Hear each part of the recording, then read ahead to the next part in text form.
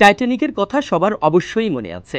তৎকালীন সময়ে ডুবে যাওয়া এই জাহাজটি নিয়ে রয়েছে সিনেমা ও লেখা বই। তবে এবার টাইটানিকের থেকে 5 গুণ বড় জাহাজ নেমেছে সমুদ্রে। বিশ্বের সবচেয়ে বড় প্রমোত্তরী আইকন অব দ্য সিজ যুক্তরাষ্ট্রের ফ্লোরিডা রাজ্যের মিয়ামি বন্দর থেকে যাত্রা শুরু করেছে। এতে রয়েছে বিনোদনের এক অনন্য জগৎ।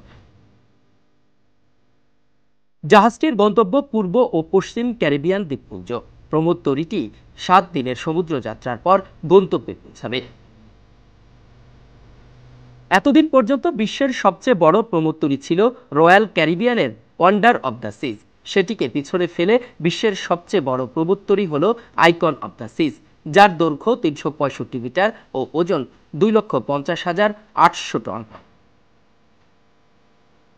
জাহাজটির প্রথম যাত্রায় জনপ্রতি খরচ হচ্ছে প্রায় $1,800 থেকে $2,200 কাছাকাছি, যা বাংলা টাকায় দাঁড়ায় 2,50,000 এর অধিক। তবে গত বছর টিকিটের দাম কম থাকলেও 1 বছরের ব্যবধানে সেই খরচ বেড়েছে অনেকটাই।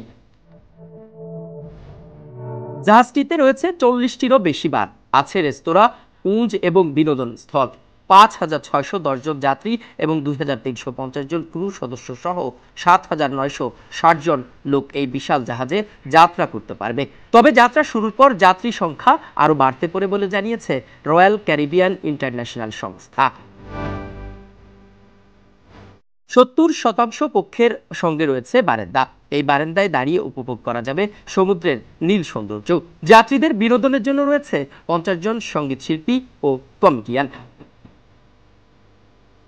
2022 সালে এপ্রিলে ফিনল্যান্ডের মেয়ার তুর্কো শিপইয়ার্ডে জাহাজটি তৈরি শুরু হয়েছিল। সেখান থেকে শুরু হয় ট্রায়াল রান।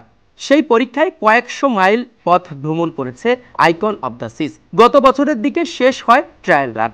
এরপরেই চূড়ান্তভাবে যাত্রা শুরু করেছে এই জাহাজটি।